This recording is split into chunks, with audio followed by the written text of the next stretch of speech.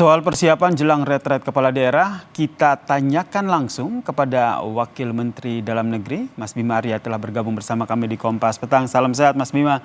Ini apa bedanya retret menteri dengan retret 505 kepala daerah yang akan digelar nanti?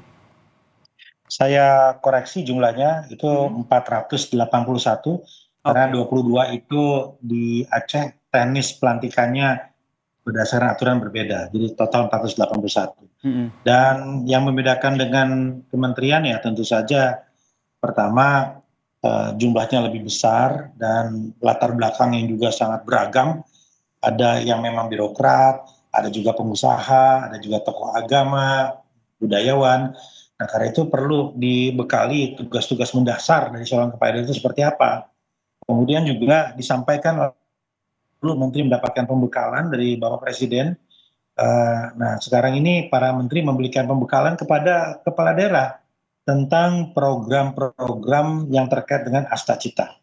Ini visi misinya, visi misi besarnya Bapak Presiden. Dan yang terakhir ada kurikulum dari Lemhanas. Kalau dulu di Kabinet Merah Putih itu nggak ada. Nah, kalau sekarang di kepala daerah ini ada, karena ini memang menggabungkan antara pembekalan dari Lemhanas dengan pembekalan dari Kementerian Dalam Negeri tentang kepemimpinan, tentang wawasan kebangsaan dan ketahanan nasional. Itu kira-kira yang beda. Kemudian ini kan pelantikan ini kan dilakukan di tengah pengetatan anggaran nih Mas Bima. Retret diikuti oleh tadi 481 kepala daerah. Nanti akan seperti apa biaya yang disiapkan? Pembekalan ini rutin, setiap kepala daerah yang terpilih itu pasti diundang oleh Kemendagri untuk dibekali tentang pemahaman mendasar tentang tugas-tugasnya. Kemudian juga ada program dari Lemhanas. Nah, kali ini disatukan. Kalau tadinya berbeda begitu ya, nah sekarang disatukan antara Kemendagri dan Lemhanas. Dan yang kedua, anggaran juga disesuaikan. Tadinya kita mendesain untuk agak lama, 14 hari.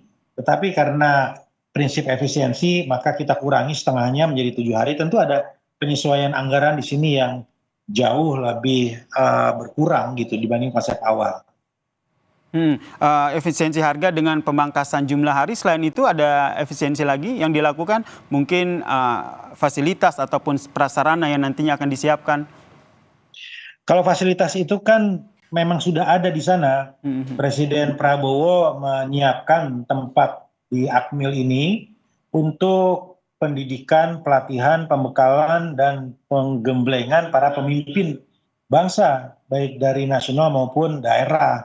Jadi agak rutin di sana. Dan tentu ini kan kita manfaatkan karena memang tendanya sudah ada, lokasinya sudah ada. Jadi otomatis lebih hemat tentu daripada kami harus di tempat-tempat lain gitu. Dan memang sudah ada anggarnya juga dari pemerintahan masing-masing untuk ongkos atau biaya perjalanan dinas dari kepala daerahnya kan sudah dianggarkan pasti. Setiap periode baru pemerintahan pasti ada anggaran untuk prosesi-prosesi pelantikan. Tetapi dari Kemendagri juga kan kami menyiapkan juga untuk konsumsi dan lain-lain. Kemudian untuk pembekalannya sendiri efektifnya itu dikurangi harinya selama 3 hari begitu. Nanti apakah 7 hari. 7 hari ya? Iya. Bagaimana meyakinkan bahwa akan efektif ketika harinya ini dikurangi? Karena kita lihat ini tidak sedikit begitu kepala daerah yang akan mengikuti retret, lebih dari 400 orang. Ya, tentu jumlah pemateri kita sesuaikan. Tidak semua kementerian, hanya yang betul-betul terkait dengan Asta Cita dan program-program strategis nasional. Kemudian materi dari Lemhanas juga dikerucutkan, dipadatkan gitu ya. Tapi rasanya tidak juga mengurangi substansi karena masing-masing itu juga sudah dihitung bobotnya dan penting untuk disampaikan gitu ya. Ya, tapi tentu kita maksimalkan yang ada dengan alokasi anggaran dan juga ruang waktu yang tersedia, kita desain agar maksimal outputnya. Karena bagaimanapun juga kepala daerah ini perlu dikuatkan untuk bisa berkolaborasi sesama kepala daerah dan juga dengan kementerian. Perlu dibuat untuk kolaborasi begitu. Lalu visi apa yang akan jadi fokus Presiden Prabowo Subianto pada saat retret ini? Tadi sudah saya sampaikan, Asta Cita itu harus dipahami dalam frekuensi yang sama.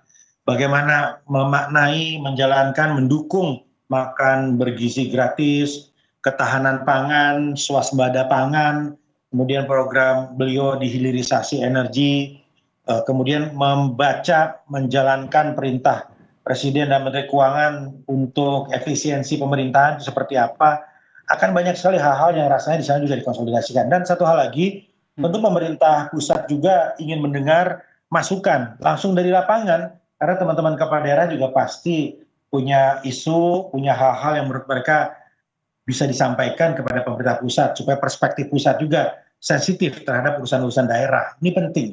Jadi nggak hanya satu arah, tapi ada feedback, ada hal-hal yang bisa disampaikan oleh kepala daerah. Baik, baik, terima kasih Wakil Menteri Dalam Negeri Mas Bima Arya atas informasinya terkait dengan bagaimana persiapan jelang retret kepala daerah. Terima kasih Mas Bima, salam sehat.